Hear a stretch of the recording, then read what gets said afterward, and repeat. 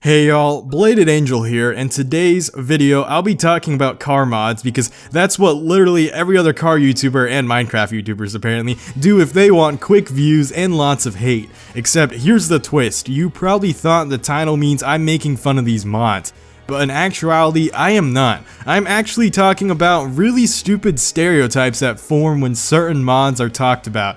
In other words, I'll actually be defending why most of these mods shouldn't get as much hate as they do. So if you're someone who's part of Stance Nation, Big Wang Gang, or are a lifted truck driver, make sure to stay tuned and share your thoughts in the comments as you follow along. The first thing that I'm going to talk about is obviously Hondas, because I ain't about that clickbait life, so y'all probably clicked because of the thumbnail, and goddamn am I going to address the issue with Hondas. I feel bad for Honda owners because no matter what you do to them, everyone still calls you a ricer. You could have the cleanest S2K ever, well sorted, amazing mods, sounds great, runs great, and people will still call you a ricer and give you all the VTech memes. And the S2K is easily one of the most respected Hondas ever because beautiful rev limit, just overall a great car. And even something like a Honda Civic Si has a lot of potential to be a good car. And the whole reason everyone thinks Hondas are ricers is because they always think of teenagers and their fart cans, and all the other stupid mods that, teenagers do to them, because at the end of the day, Hondas are very affordable. They're also a very well-known brand, and they oftentimes fall in the hands of non-car people, and non-car people don't know shit about the car community or where to get started with modding. And I think that's to an extent fine, because a lot of ricers, I feel like, do have some blossoming interest. They just need to be put on the right path. So I feel like we should stop shit-talking them and actually kind of help them out, because if we keep calling them ricers, I don't think any of them are going to want to hang around. And some of you guys are probably thinking, oh, they shouldn't hang around because they're ricers. I think they can evolve, and I think people they shouldn't throw as much hate as they do, because when it comes to ricers, like I said, most of them are teenagers, they're really young. Because it won't be long before they think that everyone in the car community is a fucking asshole, which to be fair, the majority of us are, but they're gonna think that, and they're gonna leave because of that, because they're too scared to actually want to properly be part of the car community. Even if they do get a well-sorted Honda, they're still made fun of, so it really is a lose-lose situation, and I feel like it shouldn't be that way for them. I mean, Honda has done great things for the car community as a whole. I mean, they've gave us beautiful cars like the NSX, first generation, of course, don't want to talk about the newer one, and even the Type R, both the ones in the past, and I'd even say the one that in the present is a pretty good car, really well sorted. Is it a bit too flashy? Of course, it's a very flashy car. Is it a rice from factory car, like some people call it? I wouldn't say it's rice from factory. I mean, if it is a bit excessive to you, you can always probably do something to it. And on the topic of ricers, that brings me to the next car mod stereotype that I really hate, which is Big Wang Gang and how everyone associates wings with also being a ricer. Both wings and big spoilers, yes, so those are two different things. I've made a video about that in the past. But for the sake of this video, I'll mostly just talk about wings, because I feel like wings are the one that get more hate. So whenever you think of wings on cars, you normally think of track cars. And even for road cars, a lot of road cars have wings too. And I don't think there's anything wrong with that. A lot of people always say, oh, it's a waste of gas. Oh, it's just automatically a ricer. And there's always that one phrase that's thrown around, which is, that wing is too big for insert car. That phrase is always thrown about, and that's what people normally use to determine a ricer or not. And the thing is, even a giant wing can still belong on a low-powered vehicle, like for example a Miata or Subaru BRZ. And the reason I throw that example out there is I actually know someone on Purdue campus who tracks their BRZ and has a big wing on it. And a lot of people call him Ricer because of it, even though he actually tracks his car. He does not have a turbocharger or supercharger, and I bet me just saying that is about to make a lot of you guys in the comments call him the same thing. And that's not really the point of the BRZ or FRS or Toyota Hachiroku. They were not designed to be super fast straight line cars. They were always handling kings, and I feel like adding downforce to them just really complements what they were designed for. Some people do want to supercharge and turbocharge them. That's their own decision, but this guy liked to just drive his car NA with a giant wing on it and just track it that way. The argument is that, like, when people say your car doesn't need a wing that big, they always throw in the other phrase, which is like, oh, unless you really need it. But what is defined as really needing it? Like I said, this dude literally tracks his car and autocrosses it, and people still call him ricer. So like, where does the stigma stop? Like, when is someone no longer a ricer for having a big wing? I feel like there's just no end to it. Just no matter what people say, like, oh, that wing is too big for that car. You know, the BRZ doesn't have enough power to have a wing for that. Oh, you actually track it? Oh, that's still not a viable enough reasoning for it. I don't fucking know. I just don't know how people think, you know? And if you like big wings on cars, do fucking you. Like, personally, there is such thing as too big. Like, if you have a wing that is bigger than the lane, that's a problem, because now you're a literal traffic hazard, and I'm pretty sure that's illegal. But you know what I mean, like, within reason. And I kind of just, to an extent, like, I guess I contradicted myself, because when I say within reason, I'm also saying there is such thing as too big of a wing. But like I said, we're not, like, most of the wings that I'm talking about that are big, they're legal. Like, just don't do anything illegal, and we're fine. That's really my only suggestion to Big Wang Gang. Even those Bozuzoku motherfuckers with those huge motherfucking wings, I'm still fine with them. You do you, okay? Speaking of you do you, that's a phrase I use a lot for anyone who's part of Stance Nation. I personally used to hate Stance Nation. I am still not a fan of them. I still look at Stance cars, and I think they're the ugliest shit ever. I don't get it. However, it's not my right to tell you what to do to your car, because, like I said, as long as it's not illegal, because there is such thing as too much camber to the point it's highly illegal, and you shouldn't be driving it. But if your car is fully legal and you use it as a show car, I'm fine with it. Like, I don't care. Go ahead and give it some camber, lower it down, be part of that Stance Life, put a wide body kit on it.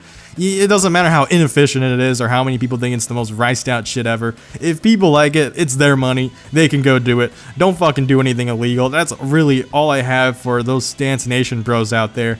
And even then, like, when it comes to wide body kits, I know at least they're putting use to it, because being a show car is still a use. I know Gears and Gasoline talked about it in their video, but it's more or less, I kind of want to add to that in the sense that, like, a lot of people don't realize that being a show car or having that stance or being presentable in that way, there is some merit to that, and that in itself is a use, not necessarily like a track use or a drag strip use. Like, when we think of like I said, back to the wing thing I said, when we think that it needs a use, we always talk strictly performance, but there is such thing as mods that are done for just purely showmanship. And like I said, I think it's the ugliest shit ever. I don't think I'll ever find a stance car pretty.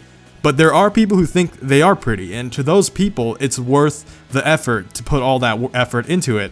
And hey, you know, it gives wide body companies something to do in the meantime, because let's be real, how many people actually buy a wide body kit for racing?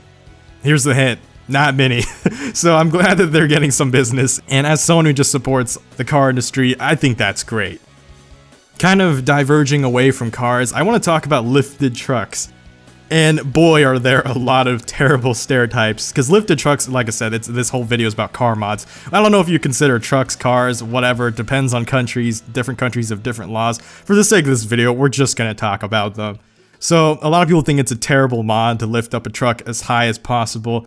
Once again, as long as it's legal, like if you're still fitting underneath most of the tunnels, you're fine. But if your truck is so high up that you can't even go inside a tunnel anymore, that's a problem. So don't do that.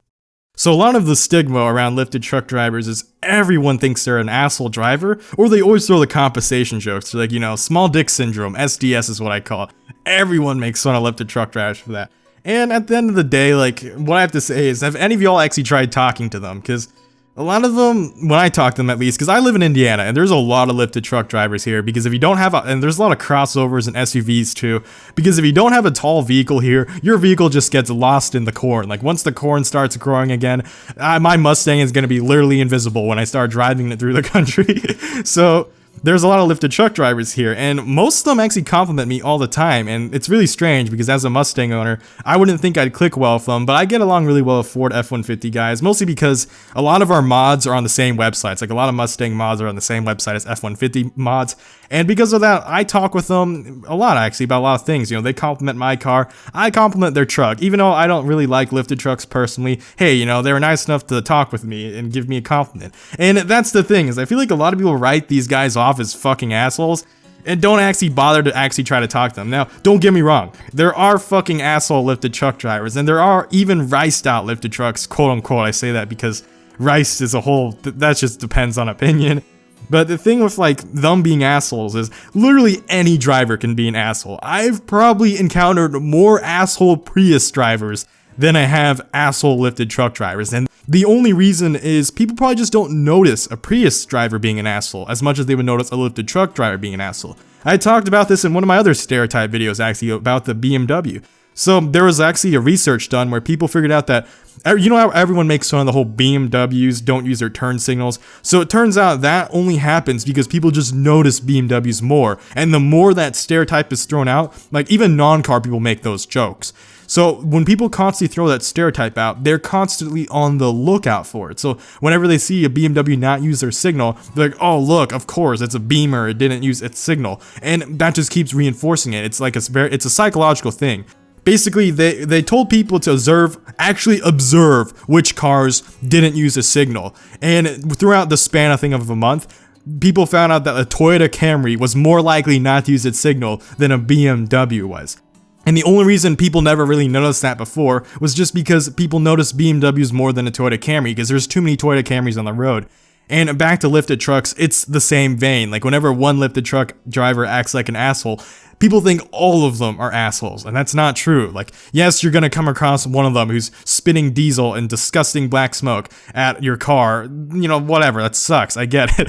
And I've even seen some of them in Indiana sometimes, but most of them, for the most part, are pretty normal people. And even me as a Mustang owner, like, people make fun of Mustang drivers for being douchebags. Like, there's the stigma exists for any car, except for, like I said, regular cars. Like, if you have a Subaru, you're gonna be a vape nation, bro. There's just always some negative stigma that comes with owning your car, and I feel like that's just how it is. So I'm actually going to end this video right here because there's a lot more things I want to talk about, but this video is dragging on too long. I'm still going to talk about people who use eBay car parts. Oh my gosh, that's a huge... So when it comes to eBay car parts, that's what people call a huge problem in the car community right now. I personally probably would get some hate if I expressed my opinions about it, but I definitely want to share them in part 2. Also, we'll talk about donks. If you don't know what a donk is, you probably don't want to, but like I said, we'll talk about those in part 2, and I'll try my best to defend those things somehow. Gonna need some research for that video. Until then, if you enjoy car videos or anything car related, make sure to subscribe.